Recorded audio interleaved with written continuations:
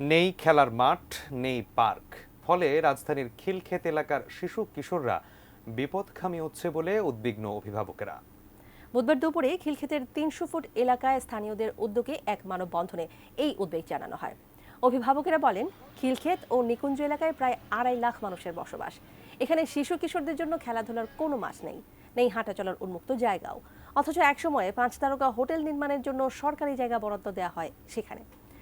পরে সেই বরাদ্দ বাতিলের সুপারিশও করে ঢাকা উত্তর সিটি কর্পোরেশন। কিন্তু তা আজও বাস্তবায়িত না হওয়ায় শঙ্কায় এলাকাবাসী। মানববন্ধনে ওই জায়গাতেই শিশু কিশোরদের খেলার মাঠ এবং পার্ক নির্মাণের দাবি জানানো হয়।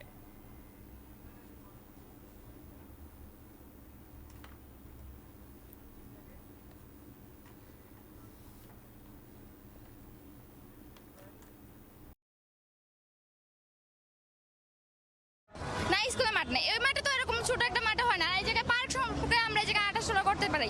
তো এই জায়গায় যদি কোনো কিছু করে ফেলে, এটা তো আমাদের পক্ষে সম্ভব, মানানো সম্ভব না। খেলাধুলা করতে সবসময় পারি না। আমারও একটি দাবি যে খেলার মাঠ হোক। কি করতেছে, মাঠ তৈরি না করে এখানে তারা হোটেল তৈরি করতেছে, যেটার কোনো প্রয়োজন আমরা এখানে দেখতে পাচ্ছি না। বাচ্চারা স্কুলে পড়ালেখা করে, ভালো একটা খেলার মাঠ নাই, খেলতে পারে না, যার কারণে আমাদের বাচ্চারা যাতে সুস্থভাবে খেলতে পারে